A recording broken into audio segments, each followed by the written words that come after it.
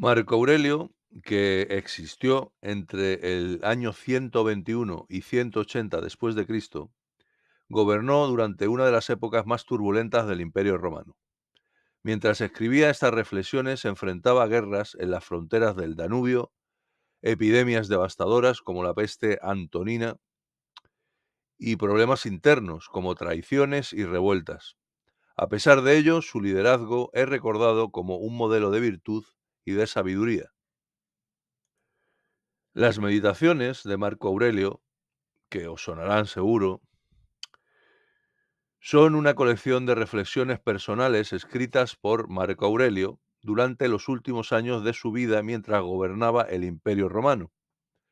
Estas notas no están destinadas a ser publicadas, sino que fueron un ejercicio privado de introspección y de disciplina filosófica, escritas en griego, y muestran la influencia del estoicismo, una filosofía que aboga por la serenidad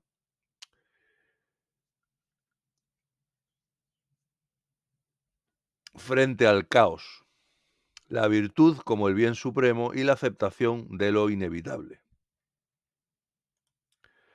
Las meditaciones no siguen una narrativa lineal ni un esquema temático rígido. Hay que pensar que son una especie de diario introspectivo de reflexiones personales. Están divididos en 12 libros que recopilan pensamientos dispersos sobre la vida, la muerte, el deber, la naturaleza humana y la virtud. A menudo Marco Aurelio reflexiona sobre sus propias debilidades, busca inspiración en figuras admiradas o formula recordatorios estoicos para sí mismo, ¿no? A modo de recordatorio personal. Los temas principales que abarca las meditaciones de Marco Aurelio son la virtud y la razón. Marco Aurelio en estas meditaciones sostiene que la virtud y la razón son las guías supremas de la vida.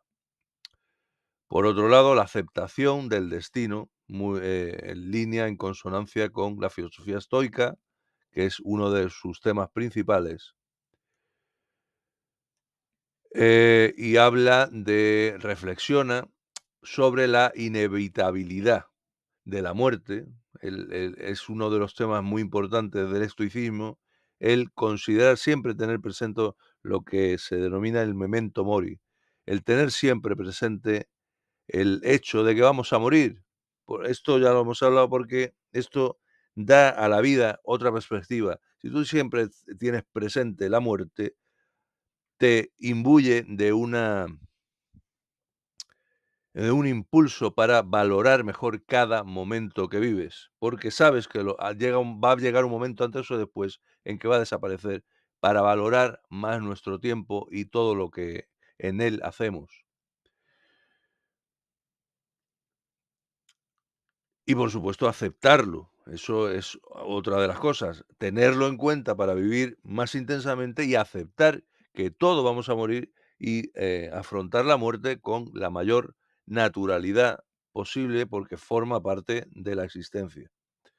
El control interior, interno, insiste en que no podemos controlar lo que ocurre fuera de nosotros, pero sí nuestras reacciones. Por tanto, es lo que tenemos que trabajar en el estoicismo. Marco Aurelio en sus meditaciones es un claro ejemplo de estoicismo. Por eso, entre otros factores, habla mucho de eso, de en qué medida, si hay algo que podemos que depende solo y exclusivamente de nosotros, es nuestras reacciones internas. No es lo que ocurre, sino cómo reaccionamos a lo que ocurre. Sobre eso sí tenemos poder, sobre lo que ocurre no. O sea, no podemos cambiar el hecho de que hoy vaya a llover o que mañana haya una catástrofe en tal sitio. Lo que podemos controlar es cómo reaccionamos ante las cosas que nos pasan.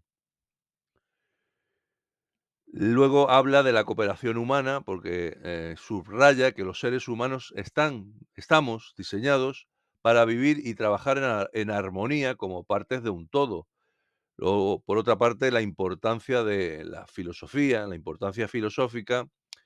Las meditaciones son un ejemplo práctico de estoicismo en acción.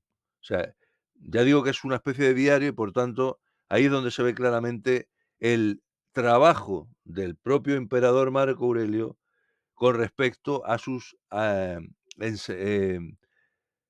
prácticas aprendidas de la enseñanza estoica, porque ahí lo que pone de manifiesto son sus reflexiones con respecto a lo que él conoce de la filosofía estoica. Muestra cómo un individuo puede aplicar esa filosofía para encontrar paz y propósito en medio de la adversidad. No es la postura de un emperador al adoptar estas cuestiones de la filosofía estoica, no es ninguna minucia ni baladí. Estamos hablando de un hombre que tenía que afrontar temas muy importantes, tenía que dirigir un imperio.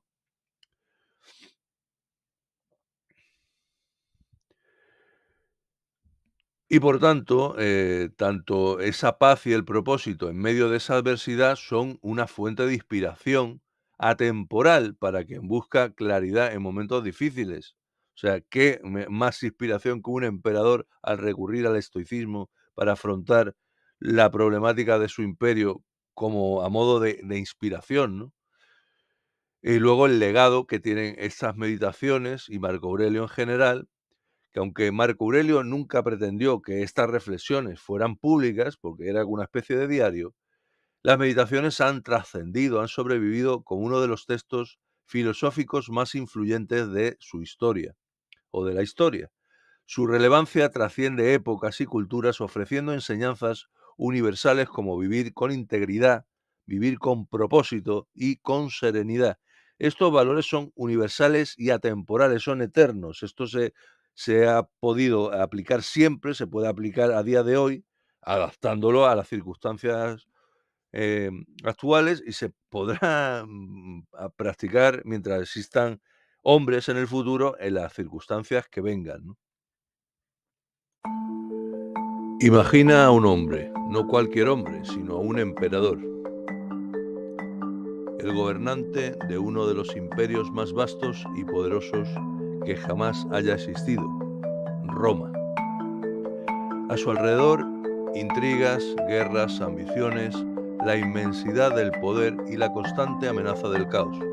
Sin embargo, en el corazón de todo ello, este hombre no busca glorias ni riquezas, ni siquiera consuelo en los placeres de la vida.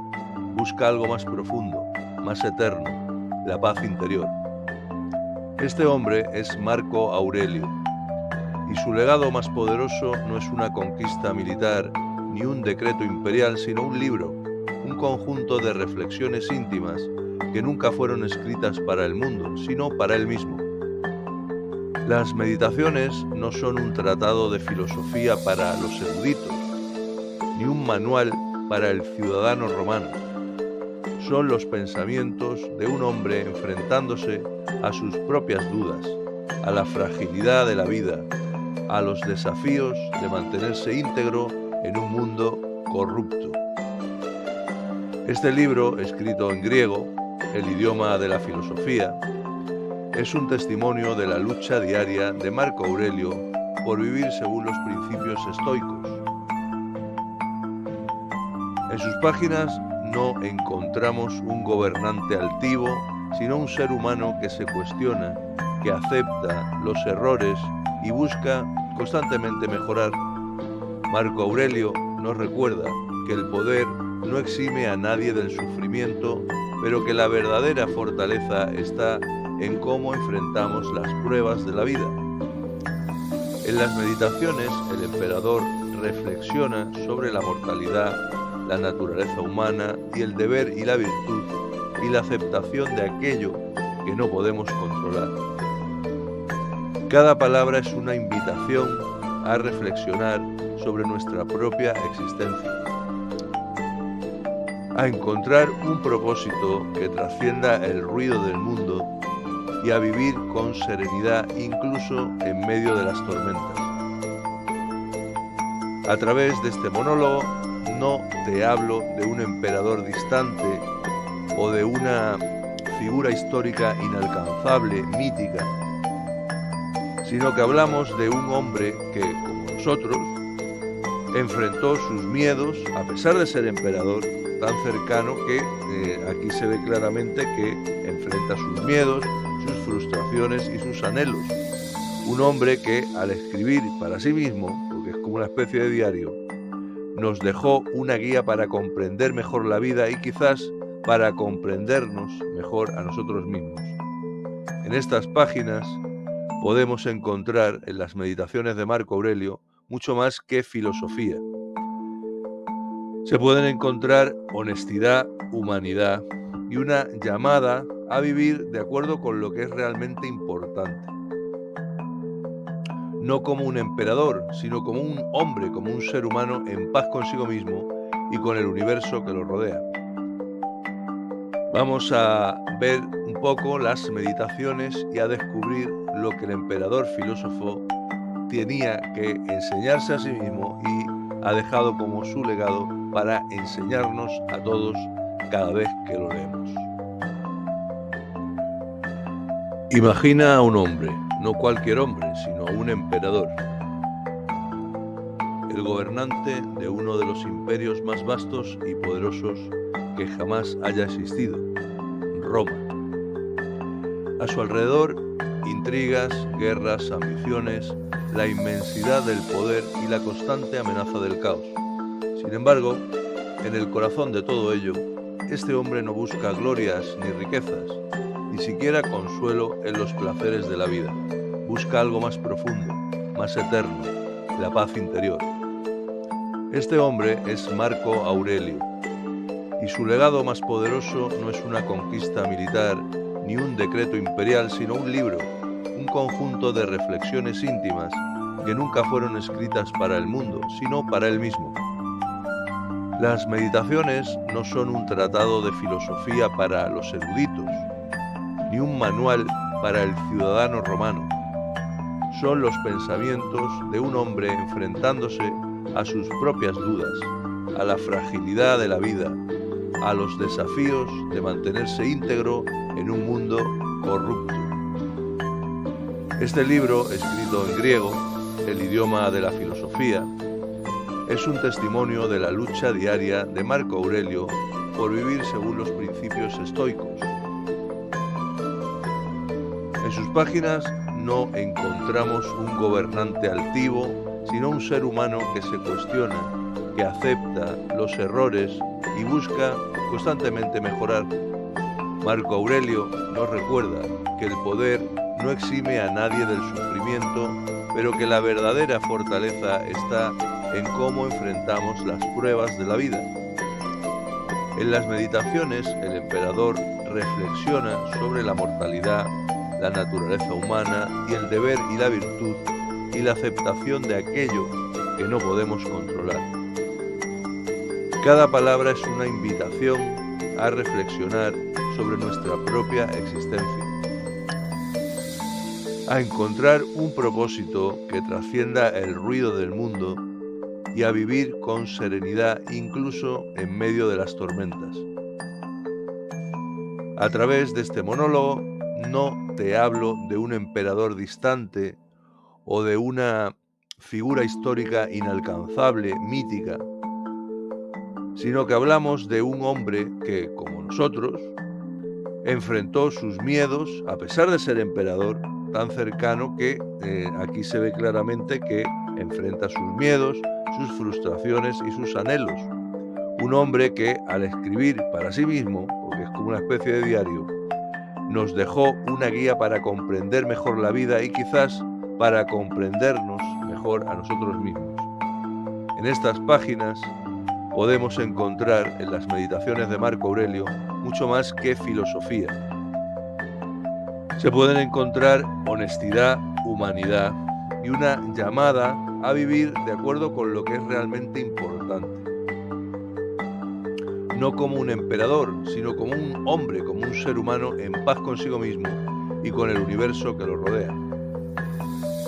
Vamos a ver un poco las meditaciones y a descubrir lo que el emperador filósofo tenía que enseñarse a sí mismo y ha dejado como su legado para enseñarnos a todos cada vez que lo leemos. Imagina a un hombre, no cualquier hombre, sino un emperador, el gobernante de uno de los imperios más vastos y poderosos que jamás haya existido, Roma. A su alrededor, intrigas, guerras, ambiciones, la inmensidad del poder y la constante amenaza del caos. Sin embargo, en el corazón de todo ello, este hombre no busca glorias ni riquezas, ni siquiera consuelo en los placeres de la vida. Busca algo más profundo, más eterno, la paz interior. Este hombre es Marco Aurelio, y su legado más poderoso no es una conquista militar ni un decreto imperial, sino un libro, un conjunto de reflexiones íntimas que nunca fueron escritas para el mundo, sino para él mismo. Las meditaciones no son un tratado de filosofía para los eruditos, ni un manual para el ciudadano romano. Son los pensamientos de un hombre enfrentándose a sus propias dudas, a la fragilidad de la vida, a los desafíos de mantenerse íntegro en un mundo corrupto. Este libro, escrito en griego, el idioma de la filosofía, es un testimonio de la lucha diaria de Marco Aurelio por vivir según los principios estoicos. En sus páginas no encontramos un gobernante altivo, sino un ser humano que se cuestiona, que acepta los errores y busca constantemente mejorar. Marco Aurelio nos recuerda que el poder no exime a nadie del sufrimiento, pero que la verdadera fortaleza está en cómo enfrentamos las pruebas de la vida. En las meditaciones, el emperador reflexiona sobre la mortalidad, la naturaleza humana y el deber y la virtud y la aceptación de aquello que no podemos controlar. Cada palabra es una invitación a reflexionar sobre nuestra propia existencia. En el libro primero de las meditaciones, el libro primero está compuesto por reflexiones personales en las que este emperador, Marco Aurelio, enumera las lecciones aprendidas de personas importantes a lo largo de su vida. Este capítulo es como una especie de agradecimiento y de reconocimiento de las virtudes que formaron su carácter, ¿no? Nombrando a todos aquellos que han influido a lo largo de su vida en sus enseñanzas para llegar a ese punto de, digamos, sabiduría con respecto a todo lo que luego expresa en esas meditaciones. Vamos a ver un resumen y algunos pasajes de este primer capítulo para verlo más claramente. Las lecciones principales a las que alude Marco Aurelio en este primer capítulo habla de su abuelo Vero, del que dice que aprendió el buen carácter y la serenidad. Este ejemplo marcó en Marco Aurelio, un ideal de temperancia y estabilidad emocional. De su madre, por ejemplo, dice que la generosidad, el respeto a los dioses y la frugalidad en el régimen de vida, que también es una característica estoica. Aquí enfatiza la importancia de vivir de una forma sencilla, alejándose de los excesos y de las superficialidades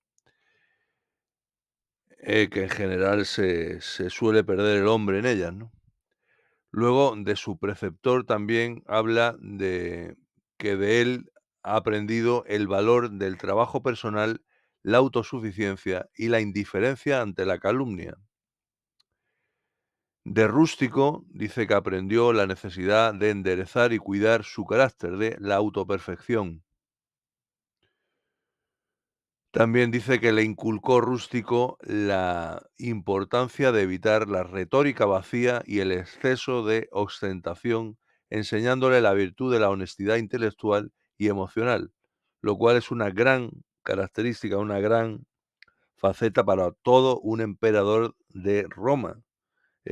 Aun siendo emperador con todo el poder que conllevaba, mostrarse humilde, mostrarse sencillo y mostrarse con falta de ostentación con respecto a todo su poder y riqueza. De Apolonio dice que la libertad de criterio y la capacidad de mantenerse inalterable frente al dolor, a la pérdida y a las dificultades prolongadas.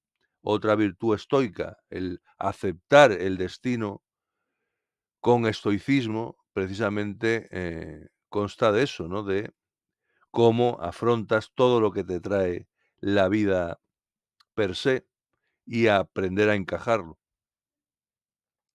Uno de los pasajes más destacados menciona cómo Apolonio mostraba rigor y desenfado al mismo tiempo. Es decir, para ciertas facetas, ser rígido, ser estricto, ser firme y otras, tomárselo con desenfado, con humor, con livianez, dependiendo de la cuestión y dependiendo del momento. No ser desmesurado en cuanto a la rigidez para ciertos temas, aplicar el humor para quitar peso a los problemas y a la vez tratar todo con la suficiente seriedad, pero sin exageraciones. Esto que denota el equilibrio estoico eh, típico entre la disciplina y la humanidad.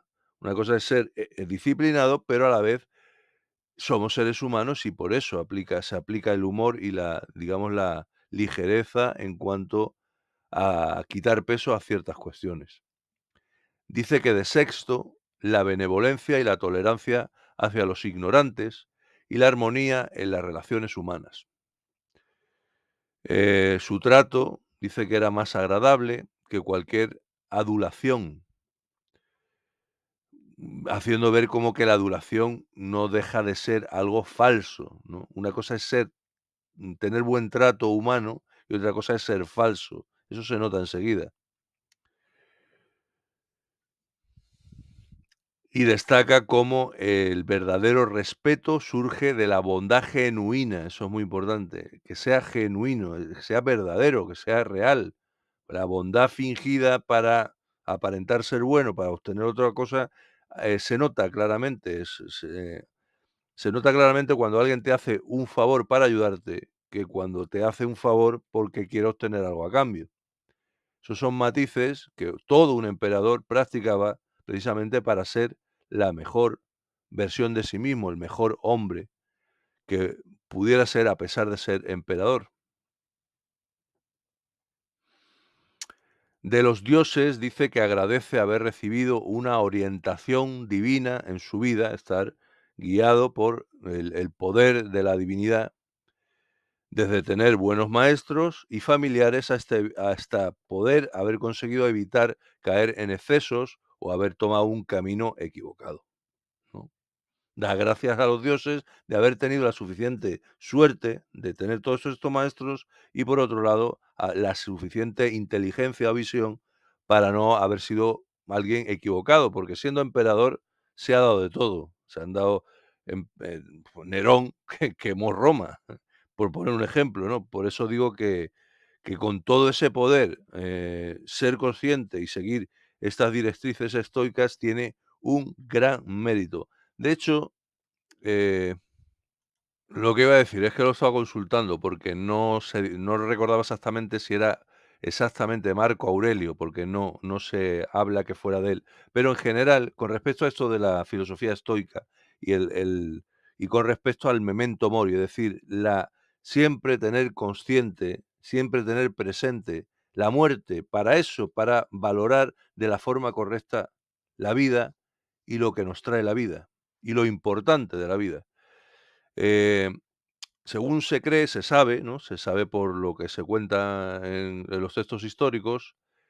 Yo pensaba que Marco Aurelio era uno de ellos, pero no, se refiere a los generales romanos en el Imperio Romano, después de una victoria, cuando habían ganado una batalla y tal, llegaban y hacían un desfile por las calles de Roma, los generales, no era el emperador.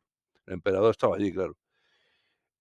Después de grandes victorias militares, los generales victoriosos desfilaban por las calles en los carruajes. Y durante estos desfiles triunfales estaba la gente aclamando a esos generales, lo típico que se ve en las películas como Ben-Hur y tal, ¿no? Pues estos generales que practicaban el estoicismo, probablemente fueran generales bajo el mando de Marco Aurelio. Eh, pues durante estos desfiles, que iba el general ahí en el carro, se colocaba a una persona en el mismo carro al lado del general o del héroe de la batalla en cuestión. Y esta persona, a la vez que estaba recibiendo todos los honores de la gente aclamándolo por la victoria de la batalla, le iba recordando permanentemente durante el desfile: "Memento mori, memento mori". Y eso era para que, estaba constantemente susurrándoselo al oído a la vez que recibía las ovaciones.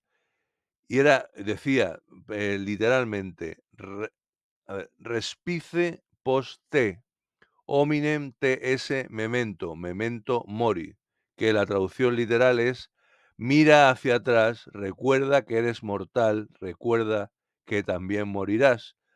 En definitiva, era para que no se te suba a la cabeza, que ahora tienes aquí a miles de personas aclamándote, pero recuerda que no eres más que un hombre y que te vas a morir, que no se te vaya la flapa.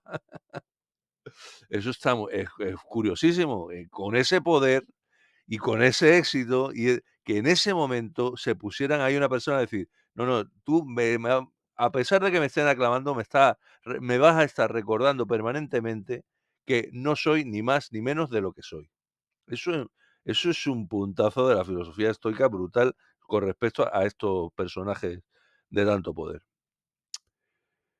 ¿Y con esto qué hacían? Pues recordarles la humildad en los momentos mayores de mayor gloria y recordar a ese general victorioso y que estaba recibiendo todas sus ovaciones, que en realidad no era más que un ser humano que, ni más ni menos, antes o después, iba a morir igual que todo el mundo y que, sobre todo, evitaran sentirse un dios, porque en esa época y en estos imperios, en el Imperio Romano, el emperador siempre se consideraba una divinidad. Y el estoicismo, precisamente, la influencia del estoicismo en esa época, a los emperadores que la abrazaron, al estoicismo, dejaron ese concepto de lado porque era irreal y a la vez era poco práctico. Un hombre que se cree un dios no tiene nunca buen fin, ni a la hora de gobernar, ni a la hora de manejar su propia vida. Algunos pasajes importantes de este primer libro, de este primer capítulo, perdón, sobre la naturaleza humana y la cooperación. Nacimos para la cooperación, como los pies, las manos, los párpados, las hileras de los dientes. Trabajar en oposición hacia los demás va en contra de la naturaleza. Es decir, cada uno de nosotros somos parte de un todo y por tanto hay que tender a la cooperación en la medida que sea posible. Este pasaje refleja la visión estoica de la humanidad como un organismo colectivo en el que cada individuo tiene un fin, un propósito y hay que colaborar para llegar a buen puerto. Sobre la moderación y la sobriedad. Es posible vivir en palacio sin tener necesidad de guardia personal, vestidos suntuosos o candelabros o estatuas.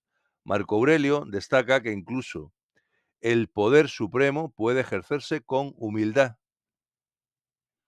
Sobre la virtud frente al dolor. Dice literalmente Marco Aurelio: vi en Apolonio un modelo vivo que enseñaba cómo alguien puede ser muy riguroso y al mismo tiempo desenfadado. Lo comentamos antes. Esto recuerda que la virtud, la rectitud, el dirigirse con rectitud, según lo correcto, no significa rigidez. Una cosa es hacer lo correcto, pero no tienes que ser rígido e inflexible, sino un equilibrio entre la humanidad y la corrección. Sobre la claridad de las relaciones humanas. Nunca requería que sus amigos conjeturaran lo que quería o que no quería. Todo estaba claro, es decir, hablar con claridad. Como siempre hemos dicho aquí, un hombre a otro hombre le tiene que hablar honesta y claramente, nada de dar vueltas. ¿Eh? Cuando un hombre se comunica con otro y empieza a dar vueltas a las cosas por no ser directo, franco y honesto, empieza a surgir la sospecha y al final ese tipo de conversaciones dejan de ser lo efectivas que debieran entre dos hombres que teóricamente se entienden. Si tú, por no decir las cosas claramente, porque te da cierto reparo, empiezas a utilizar vueltas, perífrasis, metáforas, adjetivos, porque sí, como hace mucha gente, que por no decir uno o nombrar a alguien directamente o decir algo claramente, das 5000 vueltas que al final no dejas, acabas por no expresarte, eh, la idea que quieres exponer claramente y por otro lado despiertas la sospecha y la maquinación mental por parte de tu interlocutor, porque como no hablas claramente, te da pie a pensar que a saber lo que has querido decir de primera, segunda o tercera mano. Esto que dice que siempre pedía a sus amigos que no estuvieran dándole vueltas a la cabeza, no conjeturaran lo que quería o que no. Se quería siempre todo claro. Blanco o negro, azul, rojo, pero claro y directo. Eso es muy importante en la comunicación entre hombres. Este pensamiento destaca la importancia de la transparencia y la honestidad en las relaciones, lo que hemos dicho, ¿no? Bueno, en el libro segundo, vamos a hacer un resumen, aunque no lo veamos todo hoy, pero por lo menos para esta primera parte, ver unos cuantos capítulos, ¿no? De libros, cada capítulo se divide en libros. En el segundo de las meditaciones, inicia, o sea, el segundo libro empieza con algo más personal y filosófico, más introspectivo por parte del emperador. Marco Aurelio aquí reflexiona sobre cómo se debe, él pretende y quiere, y lo hace así, enfrentar la vida diaria y las dificultades con mentalidad siempre estoica, ¿sí? Analizando lo que le va pasando a diario en su labor siempre desde la perspectiva de la filosofía estoica. Aquí, por ejemplo, introduce principios fundamentales para vivir en armonía con la naturaleza y para encontrar paz interior a pesar de los desafíos extremos que se encuentra un emperador.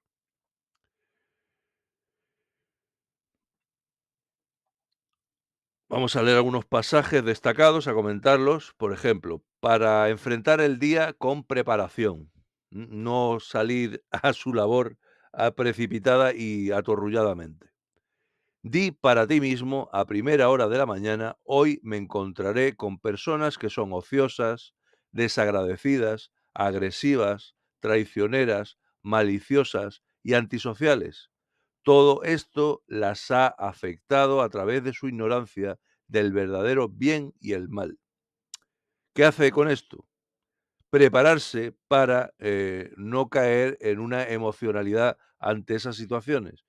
Ya sé que existe, me las voy a encontrar, entonces ante eso voy a actuar con sabiduría y con prudencia y a la vez con justicia, porque ese carácter lo tienen y no se puede cambiar. Entonces, en vez de alterarme al ver ese tipo de personas, de hombres, que son tibios, son marionetas, lejos de enfadarse con ellos, ya de antemano se prepara para afrontar con justicia, a la vez que con rectitud, esas características. Entonces, Marco Aurelio lo que hace aquí es prepararse mentalmente para esas dificultades que va a enfrentar a lo largo de su día. Se levanta, se despierta y lo primero que hace es reflexionar. Te vas a encontrar esto, prepárate y no te dejes llevar para cuando te pase. Eso es muy importante también. Reconoce que las personas actúan de manera dañina debido a su ignorancia, a su propia naturaleza, no por maldad intrínseca. Eso es una visión muy sabia de la naturaleza humana. Es decir, no, estas personas no es que sean realmente malas per se, sino que están equivocadas o son ignorantes. Eso también lo decía Sócrates. Este pensamiento lo ayuda a mantener siempre la calma y la empatía. Lo que digo, el trato con justicia, a pesar de esa forma de conducirse en base a no a una malicia intrínseca, sino a la ignorancia o la equivocación. Sobre la cooperación de los seres humanos dice que nacimos para la cooperación, como los pies, las manos, los párpados. Trabajar en oposición hacia los demás va en contra de la naturaleza y el enojo y el rechazo son oposición. Esto es una profunda comprensión de la naturaleza humana y de ver a toda la humanidad como un todo y que, por tanto, hay que, ser sabio a la hora de enfrentarlo para conducirlo en ese sentido, porque es lo ideal para que se produzca un progreso positivo. Si tú te dedicas a estar machacando a la gente que ves en ese sentido y no te lo tomas como eso, un conjunto de un todo que es necesario para progresar, acaba por no ser efectivo. Lo más efectivo que decir, vale, tú actúas así, te comprendo, y en base a comprenderte y a la sabiduría que me da el conocer tu naturaleza, vamos a intentar actuar en conjunto.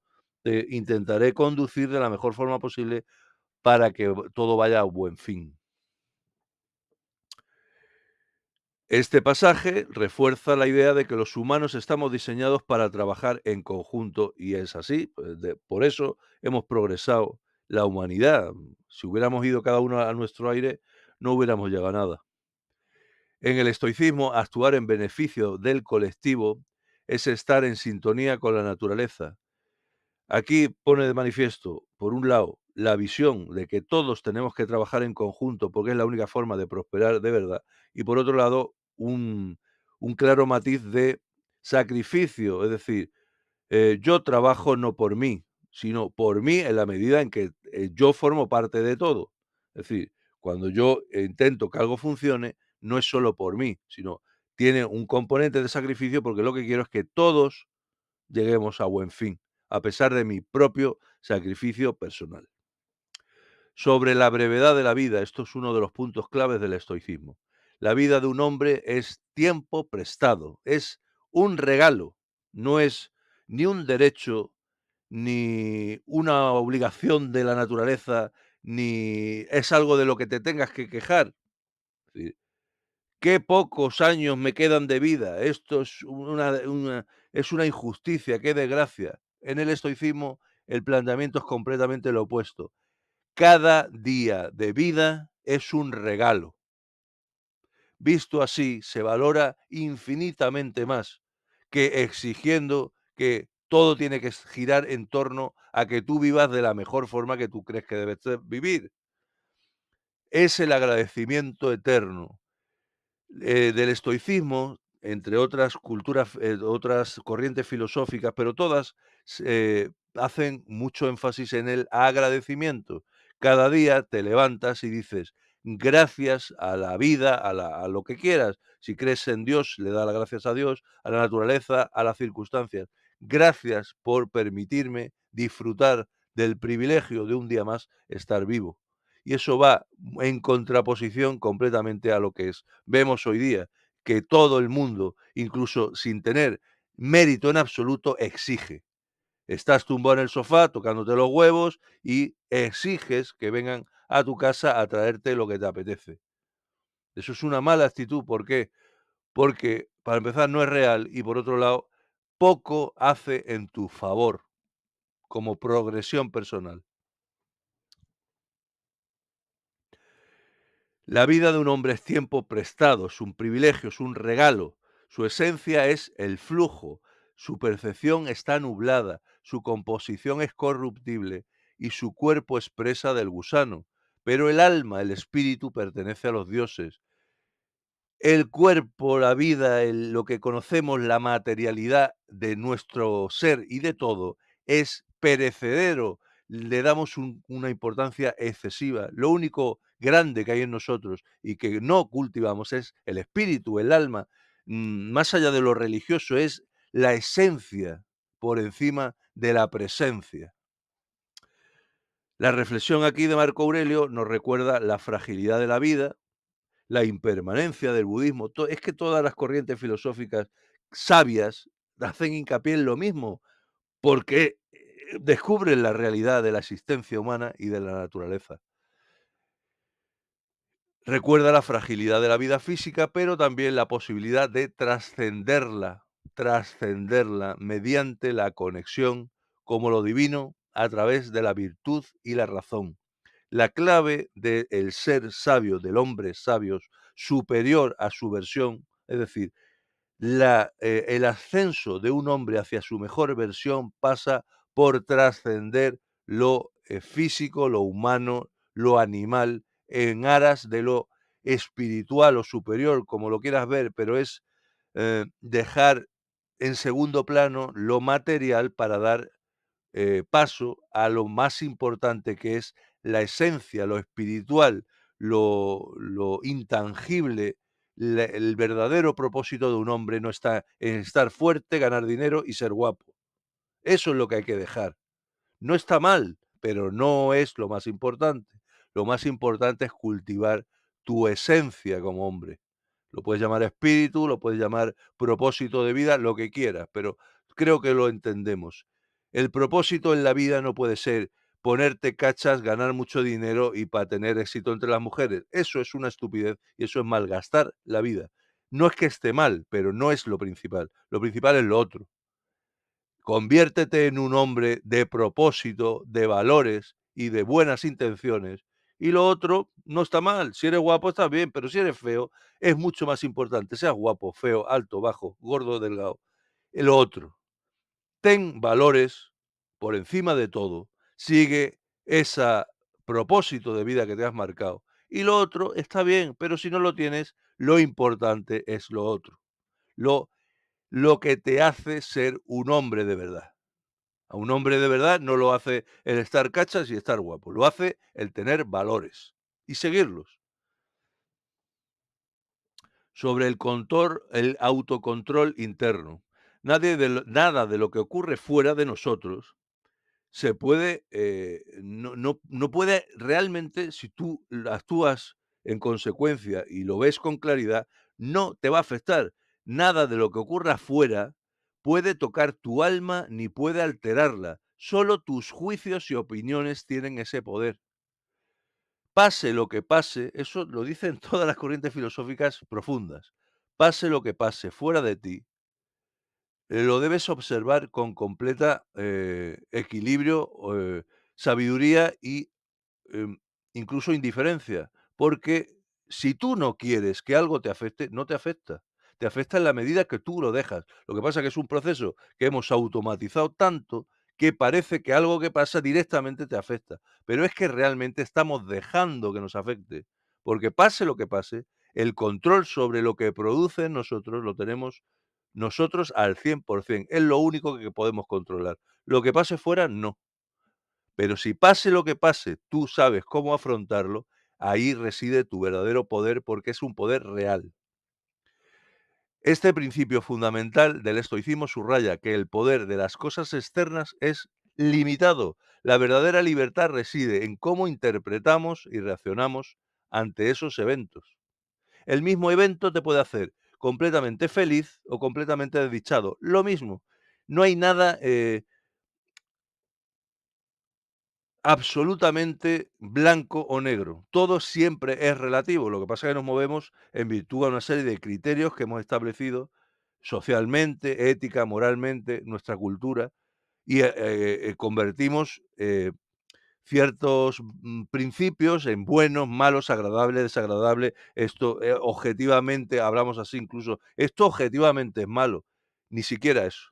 Todo absolutamente es relativo, pero absolutamente todo. Todo es relativo, es comparable, eh, todo depende, siempre todo es dependiente. Eso es otro término que se utiliza en el budismo. Todo es dependiente, todo es interdependiente. Es decir, vamos a poner un ejemplo fácil. Me siento completamente desgraciado, que es lo que le pasa a estos chicos, los incel y tal, que hacen tanto hincapié en su apariencia física. Me siento terriblemente desgraciado porque me veo al espejo y claro, como no coincido con el aspecto que debe tener un hombre guapo, por lo que veo en Instagram y demás, me siento desdichado. Pero ahora tú ponte en la situación de que ese mismo chico viviese en un planeta, ¿no? Hablando un poco de ciencia ficción, o en este mismo, quiero decir, en el que él fuera el más bello de todo el planeta, siendo tal como es. Estamos hablando del mismo chico con la misma cara, la misma complexión, todo. Pero, ¿qué pasa? ¿Qué es lo que cambia ahí? No cambia él realmente sigue siendo el mismo, pero de pronto, si vive en un planeta donde todos los demás hombres del mundo son mucho más feos que él, de repente él se convierte en el más bello del planeta, cuando ahora se siente el más feo del planeta. ¿Me explico? Esa es la relatividad a la que hay que aspirar como gran sabiduría objetiva. Realmente nada tiene el peso que le damos, sino el que le queremos dar. Y cuando lo ves, empiezas a tomarte todo lo superficial mucho más relativamente y te afecta muchísimo menos. Sobre el propósito en la vida. El propósito en la vida es vivir con armonía en la naturaleza, cumplir con los deberes que se asignan, el fundamento, el propósito, y no dejarnos perturbar por lo que no podemos controlar. Esto que estamos hablando, trascender todo eso. Cuando lo trasciendes y estás centrado en tu propósito, que es esto lo importante de la vida que hablábamos, cuando tú sabes que solo y exclusivamente y tiene importancia ese propósito que es, esencial, para tu naturaleza, para tu vida, eh, lo demás pasa a segundo plano y, por tanto, deja de afectarte y de tener importancia. Y ya empieza a darte igual absolutamente todo. Cuando trasciendes la valoración femenina, por ejemplo, ya te da igual tener el pelo largo, corto, barba, gordo, flaco. Es decir, no vas a ir hecho un orco. Si tienes que relacionarte para trabajar y tal, eso es diferente. Pero ya como no necesitas la aprobación de nadie ni de nada, no necesitas ni la aprobación de mujeres ni de otros hombres, la trasciendes, te arreglas en la medida en que tienes que socializar para trabajar o para hacer ciertas cosas, pero ya no te importa lo que piensen de ti. Y en ese momento es cuando empiezas a ser verdaderamente libre con respecto a eso que no tiene importancia y verdaderamente centrado en el propósito de tu vida, que debe ser algo de real importancia. O sea, ponerse como propósito estar cachas es una estupidez, pero puedes tener un propósito muy bello como decir, quiero alcanzar un trabajo lo suficientemente importante para hacer que mi familia y mis amigos los pueda ayudar. Eso es un propósito en la vida de peso, pero el estar guapo para ligar, no. Eso es una chorrada. Marco Aurelio nos recuerda que la vida cobra sentido cuando vivimos conforme a las leyes naturales, aceptando lo inevitable, lo que no se puede cambiar, y cumpliendo nuestras responsabilidades con integridad. Integridad, qué importante es la integridad. La integridad es la perfecta conexión entre lo que se piensa, lo que se dice y lo que se hace. Cuando consigues esa perfecta alineación de ser completamente honesto entre lo que sale por tu boca, lo que está en tu cabeza y cómo actúas, eres un hombre íntegro. Y eso hoy día muy poco hay. Sobre la muerte es solo la disolución de los elementos que te componen. Efectivamente, el ver esa hincapié sobre la muerte te ayuda a ver todo tal como es. No es para distraerte, es que lo ves como es. ¿Para qué me preocupo tanto por mi físico si de aquí a unos años esto va a desaparecer? No tiene valor. Lo que tiene valor es tu legado interior. Cuando tú has cumplido ese propósito importante en tu vida, eso tiene valor, no que eras guapo o feo. Si no le temen a ese cambio los elementos mismos, ¿por qué deberías temerlo tú? Es decir, si la naturaleza, si tu propia naturaleza física mm, es perecedera, va a podrirse, hablando así de claro, ¿para qué le damos tanta importancia? A algo que es completamente efímero. La muerte, según Marco Aurelio, según los estoicos, porque esto viene del estoicismo, no es un final trágico, sino una transformación natural. Es un proceso natural. Igual que naces, nos tomamos el nacimiento como un acto natural en la vida. Al nacimiento, el nacimiento es el principio y la muerte es el final. No es trágico ni una cosa más que otra. Son dos aspectos naturales, nacer, vivir y morir de todo ser vivo. Y en ese sentido, por eso le dan tanto énfasis a la muerte, para ver ni más ni menos, no es como decíamos, no es por ser fatalistas, es que es una evidencia. Es que si dijera, qué miedo tengo a morirme, a ver si tengo suerte y no me muero, pero es que te vas a morir. Es algo inevitable. Por tanto, acéptalo tal como es. ¿Para qué? Pues para vivir con propósito y tener una vida realmente importante y no perderte en chorradas. Por lo tanto, en este libro 2 y con esto vamos a acabar, ¿no? El libro 2 es un manual práctico para comenzar el día con una mentalidad estoica, tenerlo claro antes de dejarte llevar por todo lo que te va a pasar en el día, ya ir con la mente preparada, afilada, para no dejarte distraer. Marco Aurelio nos enseña a enfrentar la adversidad con serenidad, a reconocer nuestra conexión con los demás y con la naturaleza y a valorar lo que realmente importa. Qué importante es ese concepto. Vivir siempre teniendo presente desde la integridad lo que realmente importa y dejando en segundo plano lo que no tiene importancia. Hoy día es todo lo contrario. Hoy día se da preponderancia exclusivamente a lo que no importa. Todo es apariencia. Y por dentro, metafóricamente, los hombres, sobre todo, están podridos y amariconados. Su mensaje principal es claro: no podemos controlar lo que sucede, pero sí cómo reaccionamos a lo que sucede. Vivir en armonía con la naturaleza, aceptar la fugacidad, la impermanencia de la vida son claves para encontrar la paz interior, el equilibrio. Bueno, lo vamos a dejar aquí y seguiremos próximamente. Espero que os guste. Un saludo. Chao. Estas cosas son muy importantes, ¿eh? Para conducirse bien en la vida, para conducirse con verdadero valor, para estar orgulloso de tu propia actitud ante la vida.